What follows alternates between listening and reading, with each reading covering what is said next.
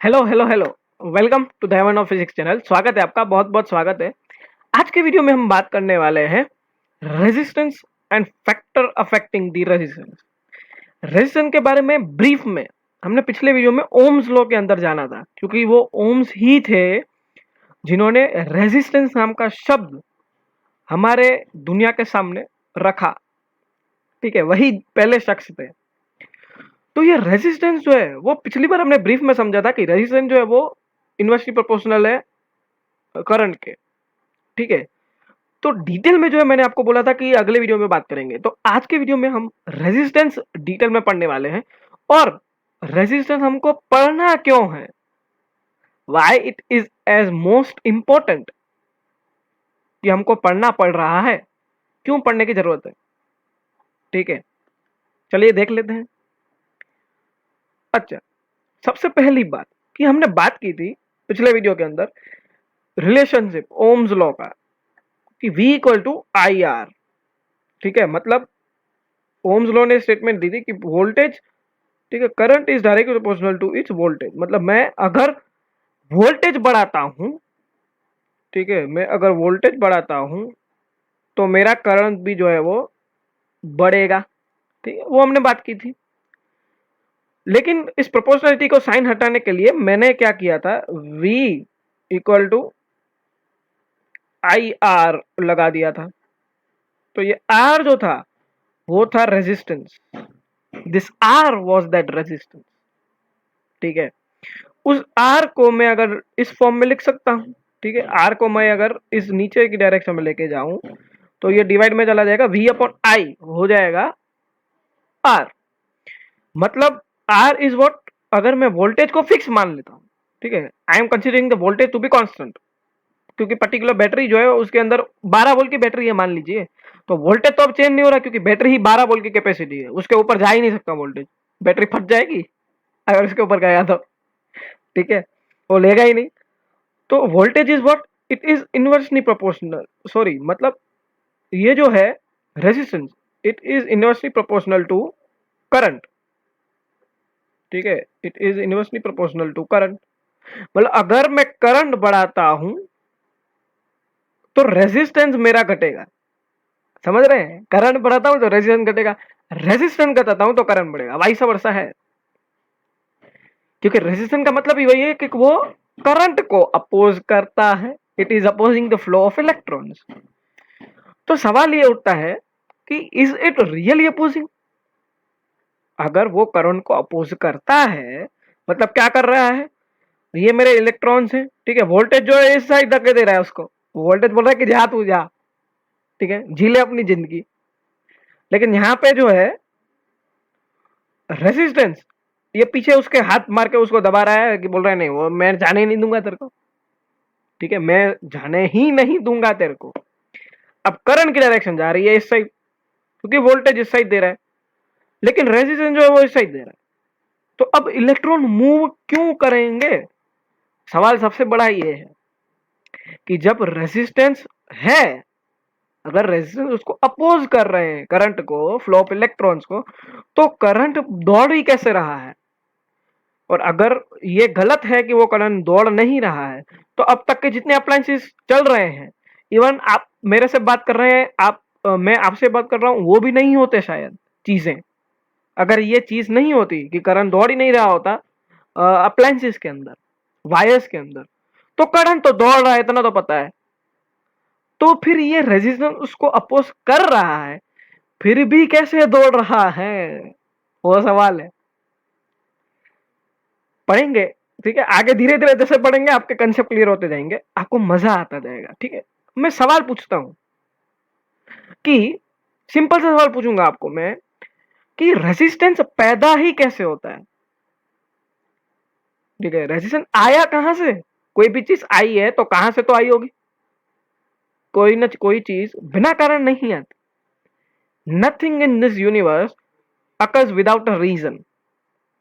Reason is everything behind it. ठीक है, तो ये रीजन क्या है कि रेजिस्टेंस क्या पैदा कर रहा है, क्यों पैदा कर रहा है, रेजिस्टेंस क्या है ये। मैं आपको छोटे छोटे सवाल पूछता हूं। कंडक्टर के बारे में हमने बात की थी कि कंडक्टर के अंदर जो है वो पार्टिकल्स होते हैं। तो मैं आपसे सवाल पूछता हूं कि कौन से पार्टिकल्स होते हैं कंडक्टर के अंदर। अगर मैं कॉपर की ही बात कर लूं कि जो हमारे नॉर्मल कंडक्टर के अंदर हर कॉपर वायर ही यूज होता है, कॉपर का ही, ठीक है। जैसे आपको इस इमेज में दिख रहा है, ये कॉपर है, ये कॉपर है, ठीक है, ये कॉपर के वायर्स है, ऊपर जो है ये इंसुलेशन है। तो ये कंडक्टर्स, इसके अंदर होता क्या है, what does it behind them, ठीक है। तो आप बोलोगे कि हाँ सर मेरे को पता है इसके अंदर क्या होता है।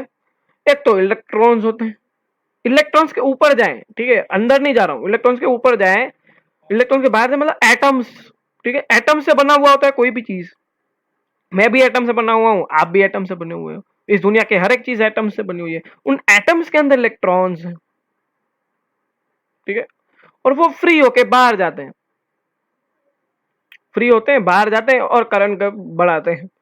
लेकिन वो इलेक्ट्रॉन्स जो हैं उनके साथ साथ क्या होते हैं, एटम्स भी हैं, दूसरे एटम्स। अगर वो एक एटम में से फ्री इलेक्ट्रॉन निकला उस एटम का, तो दूसरे भी तो इलेक्ट्रॉन्स हैं वहां पे, वो एक ही एटम थोड़ी है। कंडक्टर इतना बड़ा है, कंडक्टर के अंदर तो सैकड़ों एटम्स है, ठीक है, अरबों खरबों एटम्स है, बिलियंस ऑफ बिलियंस एटम्स, छोटे छोटे हैं इसके लिए। तो वो एटम्स है। दूसरा क्या है, दूसरा क्या है, दूसरा क्या है, इम्प्योरिटीज। इम्प्योरिटीज, ये इम्प्योरिटीज कहां से आई, इम्प्योरिटीज आई कहां से। मैं आपको एक चीज बताता हूं।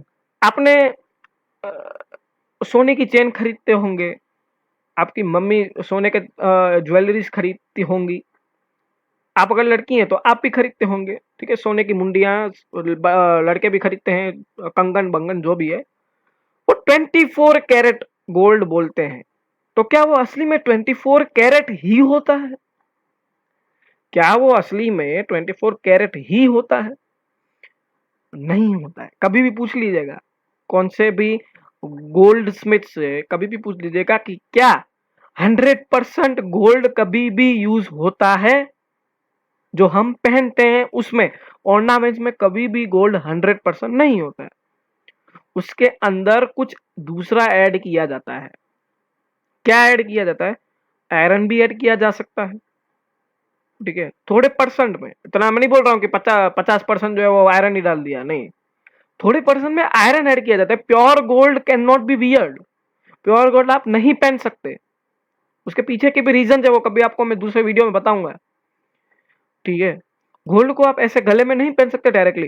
गोल्ड जो है वो रॉ मटेरियल है, वो रॉ मटेरियल लेके आके फिर वहां पे कुछ प्रोसेसेस होती हैं, उसके अंदर दूसरे फॉरेन पार्टिकल्स, दूसरे फॉरेन मेटल्स को अंदर इंजेक्ट किया जाता है कुछ परसेंटेज में। वो फॉरेन मेटल्स को ही इंप्योरिटीज बोला जाता है। मतलब गोल्ड, गोल्ड तो है उसके अंदर, लेकिन वो दूसरे साथ में उसके साथ मिश्रण है, उसका भी मिक्सचर है। तो वो उस मेटल के लिए क्या होगी, इंप्योरिटीज होगी, वो उस मेटल के लिए इंप्योरिटीज होगी, क्योंकि वो बाहर का है ना, फॉरेन मेटल है, फॉरेन पार्टिकल्स है, तो वो इंप्योरिटीज होगी, ठीक है। तो ये चीजें हैं कि जो उसके पास है। अच्छा, एक और सवाल पूछता हूं कि क्या पार्टिकल्स, जब हम पोटेंशियल डिफरेंस मैं देता हूं कंडक्टर को, जब मैं कंडक्टर को वोल्टेज दूंगा, तो कौन से पार्टिकल्स जो है वो मूव करेंगे, कौन से पार्टिकल्स मूव करेंगे बताइए, ठीक, कौन से पार्टिकल्स मूव करेंगे। क्या इलेक्ट्रॉन्स मूव करेंगे, क्या एटम्स मूव करेंगे, या इंप्योरिटीज मूव करेंगी, क्या मूव करेंगे, ठीक है। इलेक्ट्रॉन्स ऑब्वियस है, क्योंकि मैं पोटेंशियल डिफरेंस दे रहा हूं, तो पोटेंशियल डिफरेंस का काम क्या है, इलेक्ट्रॉन्स को मूव कराना, movement of electron that is current, उसको मूव कराने का काम है। एटम्स तो एक ही जगह पे हैं, एटम्स थोड़ी घूमते, कोई एटम्स वाइब्रेट करते हैं वो माना, लेकिन हम इसको अभी नेग्लेक्ट कर देते हैं।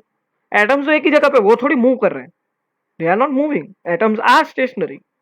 मूव कौन कर रहा है, इलेक्ट्रॉन, एक और सवाल पूछता हूं मैं, सवालों से ही आपको कंसेप्ट क्लियर करवाऊंगा।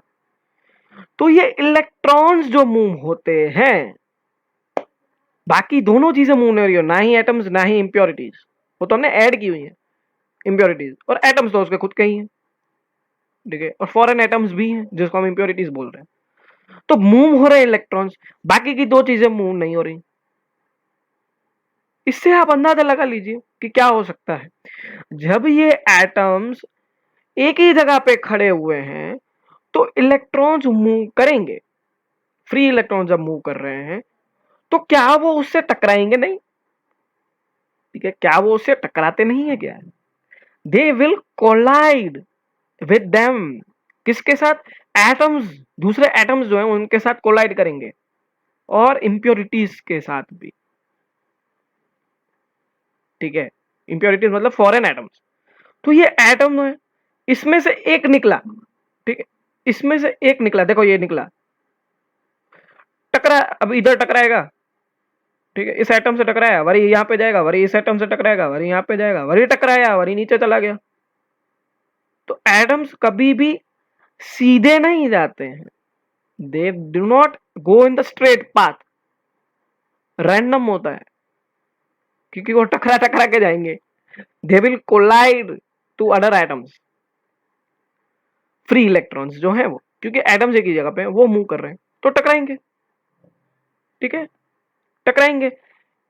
मैं आपको सिंपल से रियल एग्जांपल देता हूं इसको और अच्छे से समझाने के लिए। एरिया जो है वो बहुत ही क्राउडेड है, आप इस वीडियो में देख सकते हैं, इस वीडियो में देखिए बहुत ही क्राउडेड एरिया है। तो आप इसमें फास्ट कैसे दौड़ पाएंगे? How will you work faster? क्या आप फास्ट वर्क कर पाएंगे इतनी ज्यादा भीड़ में? इतनी ज्यादा भीड़ में कैसे वर्क करेंगे? कहीं ना कहीं पे तो आप टकराएंगे, किसी न किसी से तो आपको धक्के मार के जाना पड़ेगा, खंबे से खंबा मिलाना पड़ेगा। ठीक है, कंधे से कंधा मिला के चलते हैं हम, कंधा मिला के या तो कंधा टकरा के आपको निकलना पड़ेगा, एक्सक्यूज मी बोलना पड़ेगा, बहुत सारी चीजें करनी पड़ेंगी। ठीक है, एक दो झगड़े भी हो सकते हैं। तो फिर जो है आप, लेकिन स्पीड तो स्लो होगी ही होगी। You will not move in the constant straight path. जहां पे आपको जगह निकलेगी वहां से आप निकलेंगे, उसी डायरेक्शन में नहीं निकलेंगे। टकराए फिर वहां से निकले, फिर टकराए फिर यहां से निकले। क्राउडेड एरिया में यही होता है। ठीक है, क्राउडेड एरिया में यही होता है।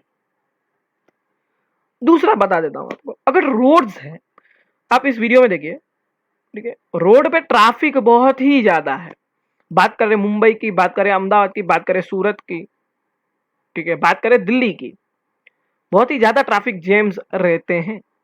उस ट्रैफिक जाम में आप उड़ के तो कार नहीं चलाओगे, ट्रैफिक जाम से निकलने के लिए उड़ के तो कार नहीं चलाओगे। ठीक है, एक दूसरे के ऊपर चढ़ चढ़ के तो कार नहीं चलाओगे। You are not Spiderman, car भी स्पाइडरमैन तो है नहीं। तो वो भी स्लो ही होगी, ट्रैफिक है उसको स्लो होना ही पड़ेगा। फिर जहां से जगह निकली, देखो वीडियो में, जहां से जगह मिलेगी वहां से वो निकल रहा है। ठीक है, ये रेड कलर की कार जो है, जहां से जगह निकलेगी वहां से निकलेगा। ये रेड कलर की कार जहां से उसको जगह मिल गई वहां से निकल रहा है। तो हाई ट्रैफिक होगी तब भी आप मूव नहीं कर सकते। दूसरा मैं आपको बताता हूँ, ये आदमी में वीडियो देखिए, ठीक है, ये आदमी जो है वो जा रहा है, ध्यान से देखना, थोड़ा कॉमेडी है। ए गया, ठाक सीधा मुंह वाला, सीधा माथे वाला है। ठीक है, उसको, ठीक है, फन अपार्ट। लेकिन मैं क्या समझाना चाहता हूं आपको कि ये मैन जो है वो जा रहा था, रास्ते में मैं जा रहा हूं, मैं जाते जाते कहीं पे टकरा गया ठाक करके, तो मेरी स्पीड स्लो होगी कि नहीं होगी? चल तो मैं रहा था, ठीक है, उसके बाद भी चलूंगा, कोई रुक तो जाऊंगा नहीं, लेकिन स्पीड स्लो होगी, मेरी स्पीड तो स्लो हो जाएगी, और फिर मैं वापस दूसरा टर्न लेके जो है वो निकलूंगा। तो मैं क्या आपको समझाना चाह रहा हूं, इन सब एग्जांपल्स में, चाहे वो क्राउडेड एरिया हो, चाहे वो हाई ट्रैफिक हो, चाहे वो मैन जो था वो वॉक कर रहा था और पोल से टकरा गया, तीनों एग्जांपल्स के अंदर एक चीज कॉमन थी, कोलोजन। सही पहचाना आपने, कोलोजन। हर तीनों के तीनों एग्जांपल में कोलोजन हो रहे थे, collide, the things were colliding with each other. ये कोलोजन ही, याद रखना आप, ये कोलोजन याद रखना। अब मैं आपको चीज दिखा रहा हूं, ये जो इलेक्ट्रॉन्स हैं वो भी क्या कर रहे थे, कोलाइड, जैसे हमने 3 एग्जांपल में देखा। तो ये कोलोजन ही रेजिस्टेंस है, ये कोलोजन ही रेजिस्टेंस है, nothing is there another thing, वही कोलोजन रेजिस्टेंस। मतलब रेजिस्टेंस जहां पे आए, आपको सीधा सीधा एक दिमाग में बात छप जानी चाहिए, resistance is nothing but the collision of electrons with the atoms with the impurities, collision ही रेजिस्टेंस है बस। तो ये collision, this collisions are opposition the flow of electron, तो इसी कोलोजन को हम रेजिस्टेंस बोलते हैं और कुछ नहीं, इस कोलोजन को ही हम रेजिस्टेंस बोलते हैं। उम्मीद है आपको रेजिस्टेंस समझ में आ चुका होगा। अब एक और अमेजिंग फैक्ट है, वो मैं आपको बताना चाहूंगा इलेक्ट्रॉन्स के बारे में। पता तो चल गया इलेक्ट्रॉन्स मूव कर रहे हैं, कोलाइड भी कर रहे हैं, वो भी हमको पता चल गया क्योंकि ये रेजिस्टेंस है, और कोलोजन्स को ही हम रेजिस्टेंस बोल रहे हैं। अब इलेक्ट्रॉन मूव कर रहा है तो स्टेट पावर में तो मूव कर नहीं रहा, ठीक है, स्टेट पार्ट पे तो मूव कर नहीं रहा, वो इस तरीके से मूव कर रहा है, ऐसे ऐसे ऐसे ऐसे ऐसे ऐसे ऐसे, कहाँ कहाँ पे जा रहा है, ठीक है, फिर जाके वो एक जगह पे ऐसे पहुंच रहा है। तो इस तरीके से पहुंचते पहुंचते उसको कितना टाइम लगता है पता है आपको? Electron to travel the 15 centimetre distance, it takes the 2 minutes, it's like the bloody 2 minutes, 2 minute लगते हैं उसको पहुंचने में। अब आप तो बोलोगे कि 2 मिनट तो चुटकियों बजाते, मैं असली 2 मिनट की बात कर रहा हूँ, ठीक है, वो 2 मिनट चुटकियों वाला 2 मिनट नहीं, वो तो कहावत में बोलते हैं, वो नहीं बोल रहा हूँ 2 मिनट। 2 मिनट यानी 120 सेकंड, 120 सेकंड लगते हैं उसको 15 सेंटीमीटर पार करने के लिए। आप 15 सेंटीमीटर की स्केल उठा लीजिए, प्लास्टिक की या लोखंड की, जो भी हो आपके पास, स्टील की, उतने डिस्टेंस ट्रैवल करने के लिए एक एंड पे इलेक्ट्रॉन है, दूसरे एंड पे पहुंचने के लिए उसको 2 मिनट लग जाएंगे। 2 मिनट आपको इंतजार करना है कि वो वहां पे पहुंचे। तो ये भाई साहब इलेक्ट्रिसिटी इतनी फास्ट दौड़ कैसे रही है, कैसे दौड़ रही है, how it is so fast. अगर 2 मिनट लगते हैं, ठीक है, 2 मिनट लगते हैं उसको इलेक्ट्रॉन को मूव करने के लिए, तो आपके घर में ट्यूबलाइट जैसे ही मैं स्विच ऑन करता हूं तो जलती कैसे है? आप स्विच ऑन करते हो जलती कैसे? टीवी का मैं स्विच ऑन करता हूं तो टीवी चलता कैसे? एसी का ऑन करता हूं एसी चलता कैसे? इतना जल्दी इलेक्ट्रिसिटी पहुंची कैसे, जब उसको एक इलेक्ट्रॉन को मूव करने में 2 मिनट लग रहे हैं, 15 सेंटीमीटर का लिए मूव करने के लिए। तो जैसे मैं स्विच करता हूं इतना तुरंत कोई कैसे जा सकता है? How is this possible? सोचिए क्या हो सकता है वो। हमारा दूसरा सेशन इलेक्ट्रिसिटी का, पोटेंशियल डिफरेंस, पोटेंशियल डिफरेंस, वो यहाँ पे की रोल निभाता है। The key role of that is potential difference. जितना पोटेंशियल डिफरेंस बढ़ाओगे करंट बढ़ता है, that is what we know from the Ohm's law. जितना पोटेंशियल डिफरेंस बढ़ाओगे दो एंड्स के बीच में, पोटेंशियल डिफरेंस मैंने आपको उसी टाइम समझाया था कि potential difference is nothing but the electric potential between 2 points, difference of electric potential between 2 points. तो जितना मैं पोटेंशियल डिफरेंस बढ़ाऊंगा करंट बढ़ेगा। कैसे बढ़ेगा? फ्लो ऑफ इलेक्ट्रॉन बढ़ेंगे। यही है, इसी वजह से इलेक्ट्रॉन्स तेजी से मूव कर पाते हैं, क्योंकि मेरा वोल्टेज तेज है। जितना वोल्टेज तेज करूंगा तो वो ज्यादा तेज होंगे, ठीक है। मान लीजिए आप एक सिनेमा में खड़े हो, ठीक है, आप सिनेमा में खड़े हो, पहला आदमी टिकट ले रहा है, टिकट हॉल के यहाँ पे पहला आदमी टिकट ले रहा है मूवी की, ठीक है। फिलहाल तो कोरोना है, अभी मूवी शायद अभी धीरे धीरे सिनेमा में आना चालू होगी, फिर अपन वापस लाइन में खड़े होंगे। तो जब पहला आदमी टिकट ले रहा है तो लास्ट वाला आदमी जो है उसको मजा नहीं आ रहा। लास्ट वाला आदमी क्या कर रहा है? उसने दिया आगे वाले को धक्का ठीक है, वो कर रहा है पुश उसको। उसने जैसे ही पुश किया, उसने जैसे ही उसके आगे वाले को, ठीक है, लास्ट में खड़ा हुआ है, उसने सेकंड लास्ट को पुश किया, जैसे उसने उसको पुश किया पूरी की पूरी लाइन पुश हो जाएगी, पूरी की पूरी लाइन जो है समझ रहे हैं क्या बोल रहा हूं मैं? इमेजिन कीजिए, ठीक है, मैं खड़ा हुआ हूं, आप मेरे आगे खड़े हुए हैं, या तो मान लीजिए कि आप लास्ट में खड़े हुए हैं, ठीक है, और मैं आगे खड़ा हुआ, आप मेरे को धक्का दे रहे हैं, तो आगे के हमारे आगे जितने भी लोग हैं सबको धक्का लगेगा कहीं ना कहीं तो, ठीक है, सबको कहीं ना कहीं तो धक्का लगेगा। तो पूरी की पूरी लाइन जो थी वो आगे चली जाएगी। यही होता है, यही होता है, इसी वजह से जो है वो इलेक्ट्रॉन्स को 2 मिनट लगते हैं, लेकिन तो भी वो पहुंच जाते हैं, because of the potential difference is pushing them to move. Potential difference ही उनको मूव करवा रहा है। और एक को धक्का देता है, सब बाकी के धक्के खा के जाते हैं आकर, ठीक है, because of that potential difference, ठीक है, because of that bloody thing. Potential difference का वीडियो जो है वो आपको डिस्क्रिप्शन में मैं लिंक दे दूंगा, अगर आपने डिटेल में समझना है तो पहले वो समझ लीजिए कि पोटेंशियल डिफरेंस का काम क्या है। अब मैं एक और सवाल आपको पूछता हूं, सिंपल सा सवाल आपको पूछता हूं कि हमारे घर में जो वोल्टेज आता है, ठीक है, जो इलेक्ट्रिसिटी को कंडक्ट करता है, हमारे घर पे जो वोल्टेज आता है जिससे हमारे सारे अप्लायंसेस चल पाते हैं, इलेक्ट्रिकल अप्लायंसेस जो भी है वो चल पाते हैं, कितना आता है वोल्टेज? याद है आपको? कई बार आपने सुना होगा, कई बार आपने इलेक्ट्रिक बिल के ऊपर, शायद आपके बिल के ऊपर लिखा हुआ आता हो, वहां पे आपने देखा हो सकता है। कितना आता है? कितना आता है? सही पहचाना आपने, आता है 220 वोल्ट। कितना? 220 वोल्ट। हाँ, 220 volt. I am not milli volt, I am not considering milli volt और सेंटीमीटर वोल्ट, वोल्ट की बात कर रहा हूं, ठीक है। 220 वोल्ट का वोल्टेज हमारे घर पे आता है, उसी वजह से सब अप्लायंसेस चलते हैं। तो अब मैं एक और सवाल आपको पूछ लेता हूं, अगर भाई साहब, अगर 220 वोल्ट कांस्टेंट वोल्टेज आता है, 220 वोल्ट कांस्टेंट वोल्टेज आता है, तो मेरा हर डिवाइस, चाहे वो फैन हो, चाहे वो मोबाइल हो, मोबाइल का चार्जर हो, वॉशिंग मशीन हो, फ्रिज हो, रेफ्रिजरेटर हो, एसी हो, जो भी हो,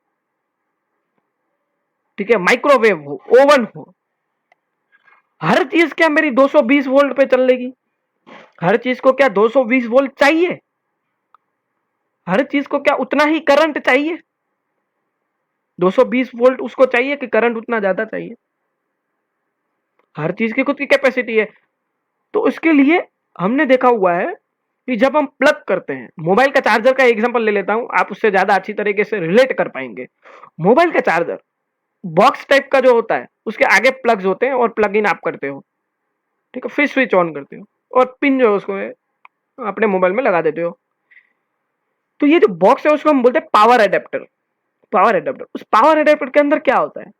कभी आपने गौर किया है उस पावर एडेप्टर के अंदर क्या होता है? उसके बारे में भी कभी आगे डिस्कस करेंगे। लेकिन आप एक चीज समझ रहे हैं कि मोबाइल की बैटरी में और वॉशिंग मशीन के बैटरी में फर्क तो है, फर्क तो है। उसमें ज्यादा कैपेसिटी चाहिए वॉशिंग मशीन में, मोबाइल में नहीं चाहिए। तो 220 वोल्ट से ही हमको कैसे वो दोनों चीजें चल रही हैं? मोबाइल का चार्जर तो फट जाना चाहिए, तो कैसे चल रहा है वो? ठीक है, चल कैसे रहा है वो? So how can we reduce the voltage? क्या मैं वोल्टेज रिड्यूस कर सकता हूं? ठीक है, क्या मैं पर्टिकुलर करंट किस तरह से रिड्यूस कर सकता हूं? मान लीजिए 220 वोल्ट आ रहा है, तो अब मेरे को करंट को रिड्यूस करना है, तो क्या मेरे को 220 वोल्ट को रिड्यूस करना पड़ेगा, ठीक है, क्योंकि आपने तो ओम्स लॉ में हमने देखा कि voltage is directly proportional to current. मतलब अगर मैं वोल्टेज बढ़ाता हूं तो करंट बढ़ता है। तो 220 वोल्ट है, तो मैं बोलूं कि नहीं नहीं, गवर्नमेंट को बोलो कि मेरे को है ना मोबाइल चार्जर है मेरे पास, ठीक है, मेरे पास मोबाइल चार्जर है, अब मेरे को उसका करंट जो है वो उसमें इतना नहीं चल रहा है, मेरे को नहीं चाहिए 220 वोल्ट। मोबाइल के चार्जर के लिए मेरे को 20 वोल्ट ही चलेगा। 220 को क्या करूं मैं? बाकी के 200 वोल्ट आप रख लो, मेरे को खाली 20 वोल्ट दे दो। ऐसा चलता है। ऐसा आपको गवर्नमेंट, आप गवर्नमेंट को बोले, गवर्नमेंट गालियां देगी आपको, बगाड़ ना करे ऐसा हो, लेकिन गवर्नमेंट नहीं मानेगी, क्योंकि गवर्नमेंट 220 वोल्ट ही देगी। ठीक है, गवर्नमेंट आपको 220 वोल्ट ही देगी। तो हर अप्लायंसेस में वोल्टेज आप रिड्यूस तो कर नहीं सकते। हर अप्लायंसेस के लिए अलग अलग अप्लायंस के लिए अलग अलग वोल्टेज चाहिए, तो रिड्यूस आप कैसे करोगे? करंट, करंट आपको अलग अलग चाहिए। हर किसी की कैपेसिटी, करंट कैरिंग कैपेसिटी और रिक्वायरमेंट अलग अलग है हर अप्लायंसेस की। तो उसको उस करंट मिलता कैसे? वो करंट उसी वोल्टेज पे। उस ओम्स लॉ में एक और बात थी गौर करने वाली, एक और बात मैंने आपको बताई थी आज के वीडियो में भी, इसके पहले मैंने बताई थी। रिवाइंड करके देखिएगा, शुरुआत में एक चीज आपको मैंने बताई थी, how can we reduce the current in another way. क्या मैं रिड्यूस कर सकता हूं? सोचिए, दिखाता हूं मैं आपको। हमने एक और चीज देखी थी, वोल्टेज, सॉरी, ठीक है, रेजिस्टेंस इज इनवर्सली प्रोपोर्शनल। हाँ, अब आपको याद आया। इनवर्सली प्रोपोर्शनल किसके साथ? करंट के साथ। करंट के साथ इनवर्सली प्रोपोर्शनल है। मैंने आपको पहले ही बोला था, वाइसा वर्सा गेम है। करंट को बढ़ाऊंगा, रेजिस्टेंस कम होगा। रेजिस्टेंस को बढ़ाऊंगा, करंट कम हो रहा है। तो अब आपको समझ में आ गया होगा मैं क्या बोलना चाहता हूं। मेरे को वोल्टेज उतने ही रखे हुए हैं, तो मेरे को हर अप्लायंसेस के लिए करंट में कैसे चेंज करूंगा? रेजिस्टेंस को चेंज करूंगा। मैं रेजिस्टेंस को चेंज करूंगा तो करंट चेंज होगा। अगर मैं रेजिस्टेंस को बढ़ा दूं, अगर मेरे को मोबाइल चार्जर है, मोबाइल चार्जर के अंदर करंट कम चाहिए वॉशिंग मशीन से, तो वॉशिंग मशीन के अंदर मैं रेजिस्टेंस ज्यादा रखूंगा, सॉरी कम रखूंगा, और मोबाइल चार्जर के अंदर रेजिस्टेंस ज्यादा रखूंगा। तो जिसकी वजह से मोबाइल चार्जर के अंदर करंट कम चाहिएगा और वॉशिंग मशीन का करंट ज्यादा चाहिए, तो ज्यादा लूंगा। वोल्टेज तो 220 वोल्ट ही है। ठीक है, वोल्टेज तो 220 वोल्ट ही है, समझ रहे हैं? वोल्टेज तो 220 वोल्ट। तो इसीलिए हमको रेजिस्टेंस पढ़ना है, इसीलिए रेजिस्टेंस हमको पढ़ना है, क्योंकि ये नॉर्मल डे लाइफ के अंदर इंपॉर्टेंट है। क्योंकि वोल्टेज तो उतना ही रखना है, रेजिस्टेंस को कम ज्यादा करना है। अब रेजिस्टेंस को कम ज्यादा करने के लिए कौन से फैक्टर्स अफेक्ट करेंगे, वही आज पढ़ने वाले हैं, उसी का तो टॉपिक। तो चलिए देखते हैं, what are the factors affecting the resistance. सबसे पहला है लेंथ। ठीक है, length of the conductor. Magnetic effects in the electric current में भी हमने लेंथ के बारे में बात की थी, यहां पे भी हमको ये वो बात करनी है।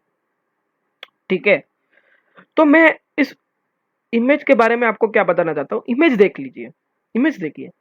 लॉन्ग लेंथ कंडक्टर है, ठीक है, तो मेरा रेजिस्टेंस ज्यादा है, और जब शॉर्ट लेंथ है तो मेरा रेजिस्टेंस कम है।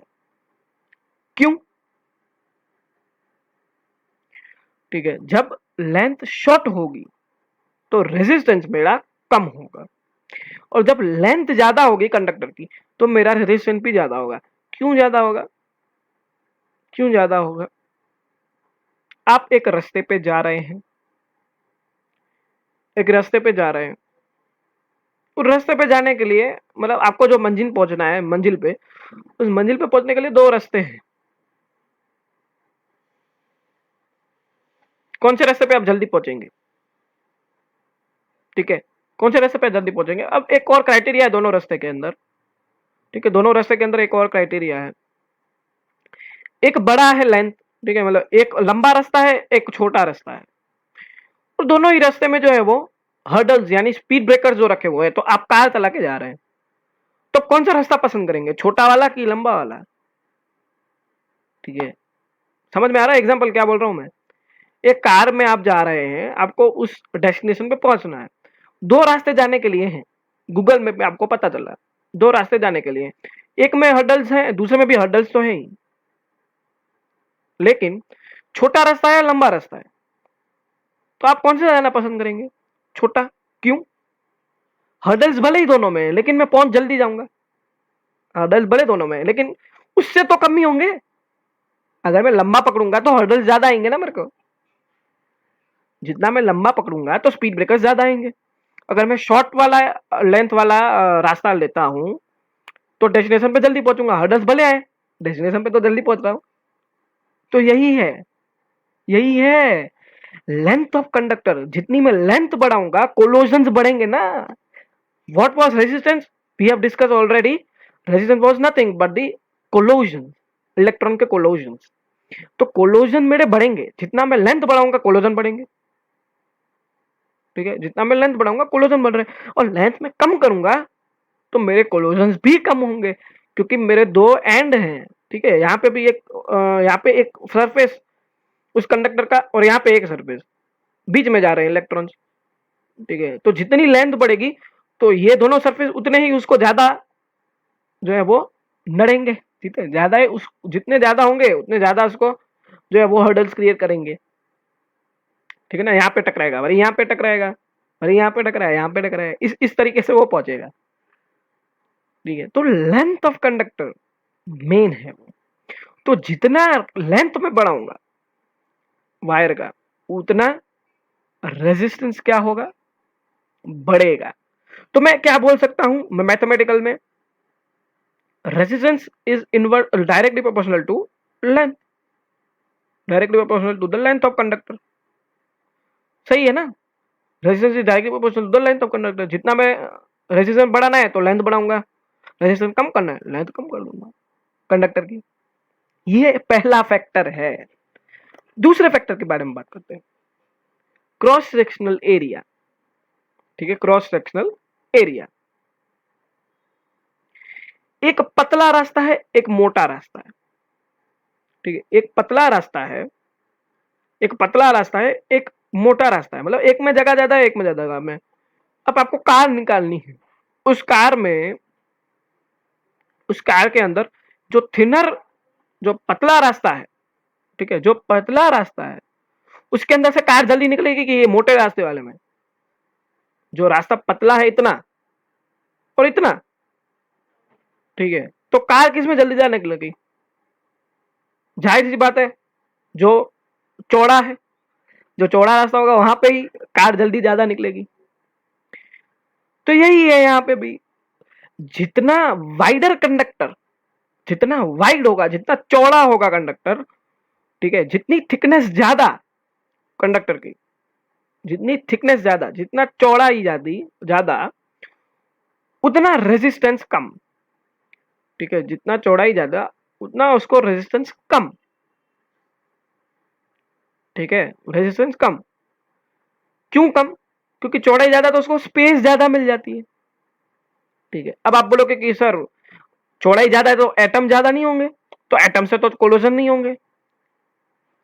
ठीक है, चौड़ाई ज्यादा है तो ज्यादा एटम्स अंदर आ पाएंगे ना कंडक्टर के अंदर। ठीक है, तो फिर वो उसके साथ कोलाइड करेगा, तो फिर वो कैसे पहुंच रहा है वाइडर में?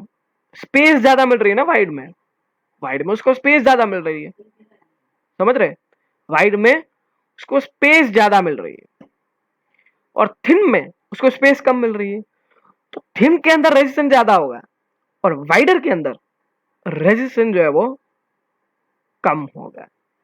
मतलब मैं मैथमेटिकल फॉर्म में क्या लिख सकता हूं, मैथमेटिकल फॉर्म में मैं क्या लिख सकता हूं, resistance is inversely proportional two is cross sectional area. Conductor का क्रॉस सेक्शनल एरिया जो है उससे इनवर्सली प्रोपोर्शनल है। ठीक है, उससे क्या है, इनवर्सली प्रोपोर्शनल है। तो कंबाइन करते हैं दोनों रिलेशन को, उनको क्या मिलता है? एक तो था R is directly proportional to L। ठीक है, एक तो था R is directly proportional to L और दूसरा था R is direct inversely proportional to the area. ठीक है, inversely proportional to the area. दोनों को मैं कंबाइन कर सकता हूं, क्या लिख सकता हूं, R is proportional to L and inversely proportional to the, इस तरीके से मैं लिख सकता हूं। अच्छा, अब मेरे को रिमूव करना है प्रोपोर्शनलिटी की साइन, तो रिमूव करनी ही पड़ेगी। तो मैं क्या कर रहा हूं, कांस्टेंट डाल रहा हूं। मैं कांस्टेंट क्या डाल रहा हूं, रो। इस सिंबल को हम क्या बोलते हैं, रो, रो बोलते हैं इसको। अब ये रो क्या है, this rho is known as resistivity. क्या है, रेजिस्टिविटी, मटेरियल की resistivity. So resistance is what, it is another formula for the resistance, याद रखना। जिस हिसाब से आपको गिवन डेटा दिया हुआ है उस हिसाब से आपको ये फॉर्मूला यूज करने पड़ेंगे। एक तो रेजिस्टेंस का फॉर्मूला क्या था, एक फॉर्मूला था रेजिस्टेंस का R equal to V by I, जो ओम्स लॉ से हमको मिला था, ठीक है, V बाई आई। और एक यहाँ पे क्या मिला हमको, ये वाला rho L A, R is equal to rho L A, ठीक है। अब आप बोलोगे कि रेजिस्टिविटी क्या होती है, रेजिस्टिविटी भी एक फैक्टर है, रेजिस्टिविटी भी एक फैक्टर है जिससे हम रेजिस्टेंस को कम ज्यादा कर सकते हैं। So what is the resistivity और व्हाट इज द रेजिस्टेंस, दोनों में डिफरेंस क्या क्या डिफरेंस है, ठीक है। तो मैं आपको बता देता हूँ। डेफिनेशन रटी रटाई जो बुक में आपको लिखी जाती है ज्यादातर, वो आप लिख लीजिए, ठीक है, वो तो आप लोग लिखनी ही पड़ेगी एग्जाम के अंदर।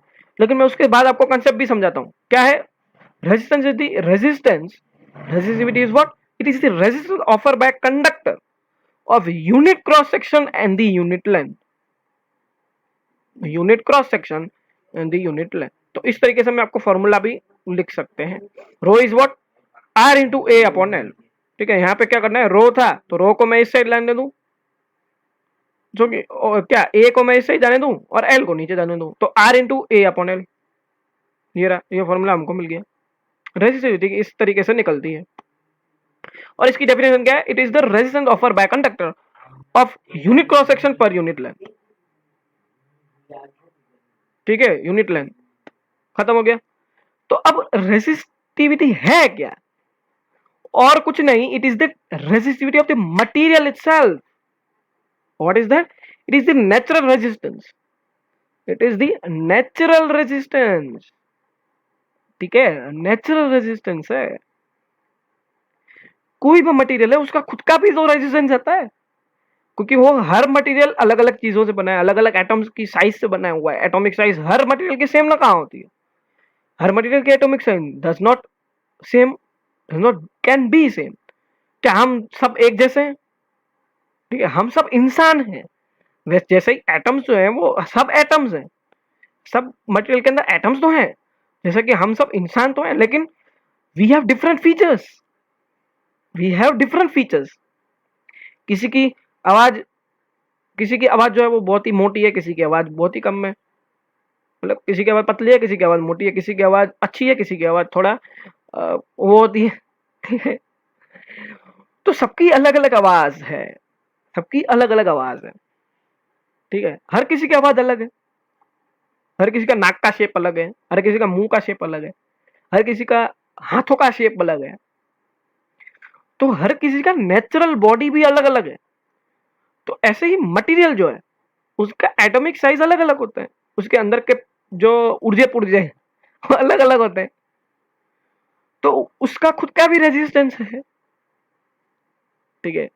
खुद का रेजिस्टेंस क्या है, वो किसी पे डिपेंडेंट नहीं होगा, ठीक है। रेजिस्टिविटी जो है, रेजिस्टिविटी, ठीक है, रेजिस्टिविटी रो, वो किसी पे भी डिपेंडेंट नहीं है, क्योंकि वो मटेरियल को आप कुछ भी करो, मटेरियल की खुद की रेजिस्टिविटी है ही है। कुछ भी आड़े टेढ़े मेढ़े हो जाओ, ठीक है, आवाज मेरी नहीं बदलेगी, मेरी आवाज तो नहीं बदल रही, मेरी एक ही आवाज है जो आपको बता रहा हूं, ठीक है, आवाज तो एक ही है, ऐसे करूं ऐसे करूं ऐसे करूं, आवाज एक ही है, ठीक है। तो खुद का रेजिस्टेंस जो है वो नहीं बदलेगा, it is the natural resistance offered by the body itself. तो उसी तरीके से it is the material itself have resistance, खुद का रेजिस्टेंस है, वो बदल ही नहीं सकता, आप कुछ भी करो। लेकिन रेजिस्टेंस जो है वो रेजिस्टिविटी पे डिपेंड करेगा, वो समझ लेना। रेजिस्टिविटी रेजिस्टेंस पे डिपेंड नहीं करती, लेकिन रेजिस्टेंस जो वो रेजिस्टिविटी पे डिपेंड करता है, क्योंकि रेजिस्टेंस के अंदर बहुत सारे पार्ट्स आ गए। क्या आ गए, एक तो आ गया लेंथ ऑफ कंडक्टर, दूसरा आ गया क्रॉस सेक्शनल एरिया, और तीसरा क्या आया, रेजिस्टिविटी खुद, क्योंकि मटेरियल कौन सा आप यूज कर रहे हो उसकी रेजिस्टिविटी अलग अलग है, तो उस पर तो रेजिस्टेंस डिपेंड करेगा। कॉपर है तो उसकी रेजिस्टिविटी जो है वो कम है, एल्यूमिनियम की ज्यादा है, कॉपर से एल्यूमिनियम की ज्यादा है, इसके लिए हम कॉपर वायर ज्यादा यूज करते हैं, और इकोनॉमिक भी है। तो रेजिस्टिविटी उसकी खुद की है, it is the not dependent variable, it is independent variable, ठीक है। चौथा फैक्टर भी है रेजिस्टेंस का, क्या है, टेम्परेचर, ठीक है, टेम्परेचर। अगर मैं टेम्परेचर को चेंज करूंगा तो मेरे electrons would be greater to free, ठीक है। मैं अगर टेम्परेचर को चेंज करता हूं तो मेरा रेजिस्टेंस इंक्रीज हो जाएगा। क्यों इंक्रीज हो जाएगा? क्योंकि अब तक एटम स्टेबल थे, लेकिन आपको पता है कि जैसे ही मैं टेम्परेचर बढ़ाता हूं तो एटम्स जो है वो, इलेक्ट्रॉन्स जो है वो इस तरीके से खड़े हुए थे। अब जो है वो इलेक्ट्रॉन्स उस तरीके से खड़े नहीं होते। इलेक्ट्रॉन्स विल, ठीक है, इलेक्ट्रॉन्स विल फुदकना, फुदकना स्टार्ट कर देंगे, डांस करना चालू कर देंगे, धन धन धन धन, ठीक है, धन धन धन धन चालू करना चालू कर देंगे। तो टेम्परेचर भी एक मेजर इफेक्ट है। अगर मैं टेम्परेचर को बढ़ाता हूं तो इलेक्ट्रॉन्स की मूवमेंट बढ़ जाएगी, एटम्स की मूवमेंट भी बढ़ जाएगी। एटम्स की मूवमेंट बढ़ी, कोलोजन्स बढ़ेंगे, ठीक है। एटम्स की मूवमेंट बढ़ी तो क्या होगा? कोलोजन्स बढ़ेंगे। टेम्परेचर बढ़ाऊंगा, क्या होगा? एटम्स छूट जाएंगे ना, वाइब्रेशन, एटम्स की वाइब्रेशन बढ़ जाएंगी। एटम्स अब तक ऐसे वाइब्रेट कर रहे थे, अब फिर जो है वो एटम्स वाइब्रेट करने लगेंगे बहुत ही ज्यादा, ठीक है। एटम जो वो बहुत ही ज्यादा वाइब्रेट करेंगे। तो टेम्परेचर भी एक मेजर इफेक्ट है उसके ऊपर। तो ये हो गए फैक्टर्स। अब लास्ट पार्ट पे आते हैं, न्यूमेरिकल कर लेते हैं, ठीक है। बहुत ही इंपॉर्टेंट, सीबीएसई के अंदर मैंने जो न्यूमेरिकल पूछे जाते हैं वही लिए हुए हैं यहाँ पे। तो आपको क्या दिया हुआ है न्यूमेरिकल के अंदर? Resistance of, calculate the resistance of 1 kilometre length of wire, ठीक है, कॉपर वायर है और उसकी रेडियस जो है 1 मीटर है, 1 mm है। और रेजिस्टिविटी कॉपर की खुद की है वो है 1.72 इंटू 10⁻⁻⁻⁰ ओम मीटर, ठीक है। एक चीज आपको बताना ही भूल गया, रेजिस्टिविटी का यूनिट क्या होगा? रेजिस्टेंस का यूनिट क्या था? रेजिस्टेंस का यूनिट क्या था? ओम, ठीक है। इनटू, इनटू एरिया का यूनिट क्या था? एरिया का यूनिट क्या था? Metre square. एरिया का यूनिट तो आपको पता है, मीटर स्क्वायर। और लेंथ का यूनिट आपको पता है, एल, तो ये मीटर। तो मीटर मीटर कट गया तो बचेगा क्या? ओम मीटर। ये हो गया इसका यूनिट, ठीक है। ओम मीटर आ गया यूनिट, समझ रहे हैं? तो हमको रेजिस्टिविटी दी हुई है 1.72 इंटू 10⁻⁻⁸ ओम मीटर। निकालना क्या है? रेजिस्टेंस। तो कैसे निकालेंगे? सबसे पहले गिवन डेटा, ठीक है, गिवन लिख देंगे सबसे पहले। तो गिवन में क्या है? एक तो लेंथ दी हुई है, ठीक है, लेंथ दी हुई है अपन को 1 किलोमीटर, ठीक है, लेंथ अपन को दी है 1 किलोमीटर। तो मैं इसको क्या लिख सकता हूँ? 10⁻³ मीटर, 10⁻³ मीटर, 3 मीटर मतलब 1000 को मैं 10⁻³ लिख सकता हूँ, ठीक है। इस तरीके से आपको इजी पड़ जाएगा, इसके लिए मैं डायरेक्ट बता रहा हूँ, क्योंकि यहाँ पे हमको क्वेश्चन में जो गिवन डेटा है वो उसके रिलेट हम कर लेते हैं तो ज्यादा इजी पड़ जाता है। देखो 10⁻² में सब है ना ये चीजें, तो आप ज्यादा जल्दी सॉल्व कर पाएंगे, क्योंकि 10th के अंदर आपको कैलकुलेटर तो दिया नहीं जाता। तो यहाँ पे फिर हमारे पास रेडियस है, रेडियस कितनी है? ठीक है, रेडियस मेरे पास है 1 mm है, ठीक है, 1 mm। राइटिंग के लिए माफ कीजिएगा, 1 mm। तो मैं इसको क्या लिख सकता हूँ? 10⁻³ मीटर। जब mm को आप मीटर में करते हो तो डिवाइड बाय 1000 करना पड़ता है, तो इसको मैं 10⁻³ मीटर लिखूंगा, ठीक है। समझ रहे हैं आप? इस फॉर्म में ला रहा हूं जानबूझ के मैं। फिर आपको रेजिस्टिविटी दी हुई है, रेजिस्टिविटी मतलब क्या? रो, रेजिस्टिविटी मतलब रो। रो आपको कितना दिया हुआ है? 1.72, 1.72 इंटू 10⁻⁻10 मीटर -8 मीटर। अब इसको भी मैं कन्वर्ट कर देता हूँ, ये डेसिमल में, इसको डेसिमल में निकाल दूंगा। तो मैं क्या लिख सकता हूँ यहाँ पे? 172, ठीक है, 172 इंटू 10⁻⁻10। क्या लिख सकता हूँ इसको मैं? 10⁻⁻10। क्या आएगा? ओम मीटर, ठीक है, ओम मीटर आ गया। अब मेरे पास एल है, मेरे पास रो है, ठीक है, हमारे पास फॉर्मूला था आर इक्वल टू व्हाट, दो फॉर्मूला थे, वी अपॉन आई वाला यहाँ पे नहीं लगेगा, यहाँ पे डेटा देख के आप देखिए एल वाला नहीं लगेगा, यहाँ पे हम बात करें आज के टॉपिक के हिसाब से, तो यहाँ पे लगेगा रो एल अपॉन ए। तो एल तो मेरे पास दिया हुआ है, ये रहा 10⁻³ मीटर, तो मैं यहाँ पे रख दूंगा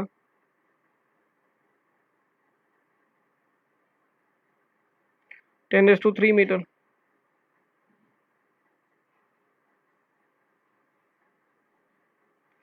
ठीक है, अपॉन में मेरे पास क्या है, एरिया। अब एरिया कहां से लाएं, एरिया कहां से लाएंगे, पाई आर स्क्वायर। एरिया और क्या होता है, ठीक है, एरिया क्या हो गया, क्रॉस सेक्शनल एरिया का पाई आर स्क्वायर। तो पाई आर है तो आर स्क्वायर है, ठीक है, इंटू 10⁻³ का स्क्वायर,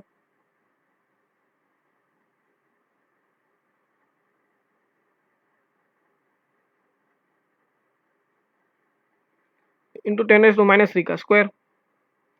ठीक, और रो मेरे पास ये रहा 1.172 इंटू 10⁻10। ठीक है, मैं आपको थोड़ा एक बार मिटा के दिखा देता हूँ। ठीक है, क्या था आर, ठीक है, आर क्या था 1.172, रो था 172 इंटू 10⁻10 मीटर।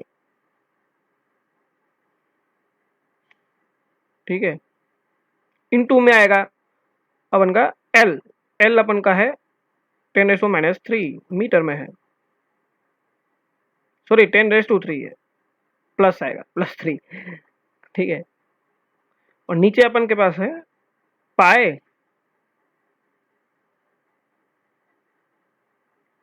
इंटू क्या करूंगा 10⁻³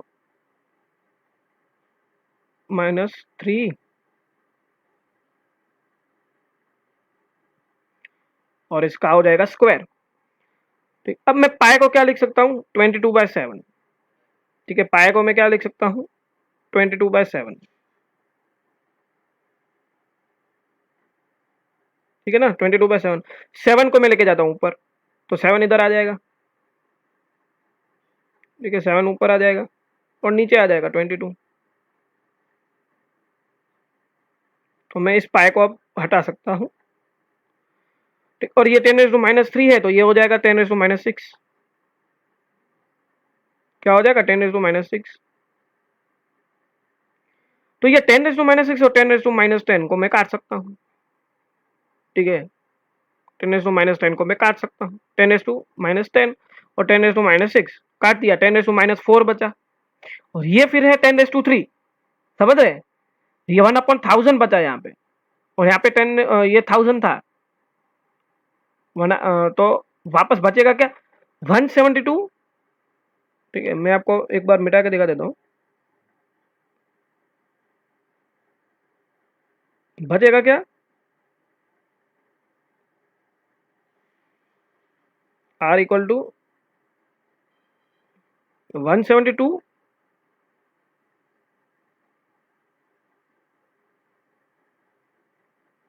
इंटू 10⁻1 बचेगा, क्योंकि ऊपर 10 और माइनस ऊपर -10 था और 10⁻3 था, और यहाँ पे नीचे क्या बचेगा 22।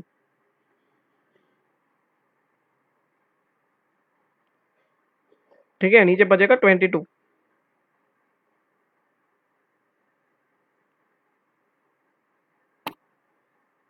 समझ रहे हैं, नीचे 22। अब इसको मैं इससे कट करूंगा। ठीक है, तो मेरे को क्या मिल जाएगा रेजिस्टेंस, तो मेरे को रेजिस्टेंस मिल जाएगा किसमें, ओम में, रेजिस्टेंस मेरे को मिल जाएगा ओम में। बस इतना ही है, आपको वैल्यूज ही पुट करनी है फॉर्मूला के अंदर, आपको क्या करना है वैल्यूज ही खाली सिर्फ पुट करनी है और कुछ यहाँ पे करना नहीं है। लेकिन आपको इजी फॉर्म में लाने के लिए मैंने सब 10⁻³ +3 वाला ला के दिया। अब दूसरा हमारे पास है रेजिस्टेंस ऑफ मेटल वायर का लेंथ हमको दिया हुआ है 5 मीटर और रेजिस्टेंस उसका है 100 ohm. If the cross sectional area हमारे पास दिया हुआ है 3 × 10⁻7 मीटर स्क्वायर, तो कैलकुलेट करो रेजिस्टिविटी कितनी होगी। तो बस ये भी सीबीएसई का ही है, अभी हाल ही में पूछा गया, लेकिन क्या फॉर्मूला है हमारे पास पता है। ठीक है, रो एल अपॉन एल। तो रो को मैं लेके जाऊंगा उस साइड, ठीक है, सॉरी ए को मैं लेके जाऊंगा उस साइड, तो रो को मेरे को क्या मिलेगा, रो का मैं पिछली बार भी देखा था रो की डेफिनेशन में, तो हमको मिल जाएगा R into A upon L, R into A upon L. ठीक है, रो हमको निकालना है। अब लेंथ हमको दी हुई है, ठीक है, और रेजिस्टेंस क्या दिया हुआ है मेटल वायर का, 100 ओम। 100 ओम को रेजिस्टेंस है, और एरिया भी हमको दिया हुआ है, कितना दिया हुआ cross sectional area, 3 into 10⁻⁷ 3 into 10⁻⁷।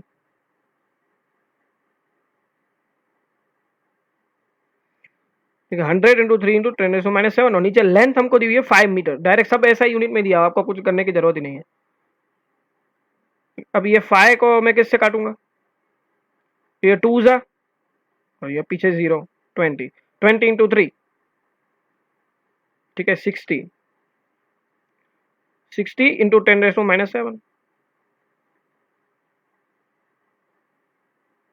60 into 10⁻⁷, 7 तो था ही, 20 इंटू 3, 60 इंटू 10⁻⁷, ये आपका आ गया आंसर। ठीक है, ये किस में आएगा, ओम मीटर में आएगा, ध्यान रखना, हमको रेजिस्टिविटी पूछी है, गलती मत करके आना, ओम मीटर में, तो ये हमारा आ गया रेजिस्टिविटी। ठीक, आप इसको 6 इंटू 10⁻⁸ भी कर सकते हो, ठीक है, 6 इंटू 10⁻⁸ भी कर सकते हो, तो ये इसका भी हो गया। अब एक और सवाल यहाँ पे देखना, area of the cross section becomes double, समझना क्वेश्चन, समझना, क्रॉस सेक्शन का जो एरिया है वायर का, वो डबल, वो हाफ हो जा रहा है, एरिया हाफ कर दिया, और लेंथ जो है वो उसकी डबल हो जा रही है, length is stretch to double, तो रेजिस्टेंस नया क्या होगा, ठीक है, नया रेजिस्टेंस क्या होगा, गिवन लिख देते हैं पहले। ठीक है, एरिया जो है वो हो जाएगा अपन का a/2, एरिया जो है a/2, फिर हमारे पास दिया हुआ है लेंथ जो है वो उसकी होगी डबल, तो L equal to 2L, L equal to 2L। ठीक है, तो रेजिस्टेंस क्या होगा, ठीक है, रेजिस्टेंस क्या होगा, तो आप रेजिस्टेंस का फॉर्मूला लगाओ, क्या लगाओगे formula, R equal to rho L by A।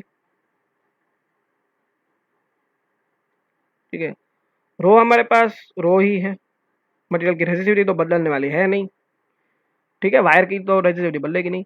L हमारे पास दिया हुआ है 2L, तो यहाँ पे हम रखेंगे 2 L, 2L, और अपॉन में a/2 आएगा ना, ठीक है, अपॉन में a/2 आएगा, अपॉन में a/2, ये 2 चला जाएगा ऊपर, तो क्या हो जाएगा, रेजिस्टेंस हमारा 4L रो अपॉन है, मतलब रेजिस्टेंस कितना हो गया, 4 times the previous resistance, prior जो रेजिस्टेंस था उससे 4 गुना बढ़ गया रेजिस्टेंस। क्यों बढ़ गया, यहाँ पे ध्यान दीजिएगा, क्यों बढ़ गया, क्योंकि फैक्टर्स अफेक्टिंग रेजिस्टेंस में हमने देखा था कि जब एरिया कम हो जाएगा, क्रॉस सेक्शनल एरिया, तो रेजिस्टेंस क्या हो जाएगा, बढ़ेगा ना, और लेंथ जो है वो बड़ी कर दी तो भी रेजिस्टेंस बढ़ेगा। ठीक है, एक तो उन्होंने लेंथ भी लंबा दी और एरिया भी उन्होंने कर दिया कम, ठीक है ना, तो यहाँ पे इस तरीके से हमको निकालनी है। अब आपको ट्विस्ट करके भी पूछ सकते हैं, ठीक है, ट्विस्ट करके भी पूछ सकते हैं, यहाँ तो ये क्या कर सकते हैं, यहाँ पे तो क्या था कि कहीं पर आपको ये दिया हुआ नहीं होता है, खाली ऐसे दे देंगे क्रॉस सेक्शन एरिया जो है वो हाफ हो जा रहा है, तो आपका नया रेजिस्टेंस क्या होगा, ऐसा भी दे सकते हैं। लेंथ ऐसा नहीं बोलेंगे कि लेंथ जो है वो स्ट्रेच हो जा रही है डबल, नहीं भी बोल सकते हैं, तो आपको क्या करना है, तब आप क्या करेंगे, तो यहां तो आप कंसीडर कर लीजिए कि वॉल्यूम कांस्टेंट है, ठीक है, कंसीडर क्या करना है कि वॉल्यूम जो है मटेरियल का वो कांस्टेंट है। यहां तो आप वॉल्यूम जो है वो कांस्टेंट नहीं भी मान सकते, वो आपके ऊपर है, your you have to take your consideration, अगर क्वेश्चन में नहीं दिया हुआ है तो। अगर वॉल्यूम जो है वो कांस्टेंट है तो फिर आपका ये जो डबल हो जाएगा, तो मतलब रेजिस्टेंस जो है वो इस तरीके से निकलेगा। और अगर आपका वॉल्यूम जो है वो कांस्टेंट नहीं है तो आप डायरेक्ट 2 ही लिख सकते हो, डायरेक्ट 2 हो जाएगा। कैसे, ठीक है। अब वॉल्यूम का फॉर्मूला क्या होता है, वॉल्यूम का फॉर्मूला क्या होता है, एरिया इंटू लेंथ, ठीक है, एरिया इंटू लेंथ। अब ये तो कांस्टेंट है, मान लीजिए ये है हमारे पास 10, ये हमारे पास है 10, समझ रहे हैं, वॉल्यूम जो है हमारे पास 10 है, वॉल्यूम को कांस्टेंट माना है इसके लिए। अब एरिया जो है वो मेरा हो जा रहा है 2, एरिया जो है 2 है, तो लेंथ को कितना होना पड़ेगा, लेंथ को कितना होना पड़ेगा 5, तो ही तो वॉल्यूम 10 होगा ना, वॉल्यूम कांस्टेंट है, तो लेंथ को कितना होना पड़ेगा 5। अच्छा भाई वर्षा करें तो अगर लेंथ को 5 है तो वो एरिया को क्या होना पड़ेगा 2। तो यही चीज है यहाँ पे, अगर वॉल्यूम कांस्टेंट है, ठीक है, वॉल्यूम अगर कांस्टेंट है तो ऑटोमेटिकली यहाँ पे ये जो है वो आ जाएगा कि एरिया, अगर वो क्वेश्चन में ऐसा बोले कि एरिया डबल है, यहाँ तो एरिया हाफ कर दे रहे हैं, तो लेंथ क्या हो जाएगी डबल, तो हमारे पास ये आ जाएगा 4 टाइम्स। और अगर ऐसा क्वेश्चन पूछते हैं, देखो ये the area of the cross section of the wire becomes half with the change in volume, volume change हो रहा है और एरिया जो है हाफ हो जा रहा है, तो अब एरिया वॉल्यूम जो है यहाँ पे कांस्टेंट नहीं है, तो न्यू रेजिस्टेंस क्या हो जाएगा, R equal to rho L upon A. तो ये ए जो था वो हाफ कर दिया उन्होंने, तो ए बाय 2 हो जाएगा, तो 2 को लेके जाओ ऊपर, तो ये हो जाएगा 2 रो एल बाय ए, तो ये डबल हो गया, बस डबल हो गया। तो अगर आप वॉल्यूम को कांस्टेंट लेते हो तो आपको 4 गुना लिखना है, ये ज्यादातर फेवरेट क्वेश्चंस हैं, ये पूछे जाते हैं। और अगर आपको वॉल्यूम कांस्टेंट नहीं दिया हुआ है, या तो क्वेश्चन में लिख दिया कि चेंज इन वॉल्यूम है, और अगर आपको खुद को कंसीडर करना है कि लिख देने का कि we I am considering the consider the volume is constant, या तो consider the volume is changing, तो डबल लिख देने का या तो चौबल, बस, ठीक है। ये सब बोर्ड क्वेश्चंस थे, ठीक है, सब बोर्ड क्वेश्चंस थे। तो आज के वीडियो में बस इतना ही। आगे के वीडियो में जो हम आगे का टॉपिक जो है वो रेजिस्टेंस इन सीरीज, ठीक है। अब रेजिस्टेंस हमको पता चल गया, फैक्टर्स अफेक्टिंग पता चल गए, तो रेजिस्टेंस इन सीरीज का जो टॉपिक है वो टच करने वाले हैं। तब तक के लिए शुक्रिया, थैंक यू।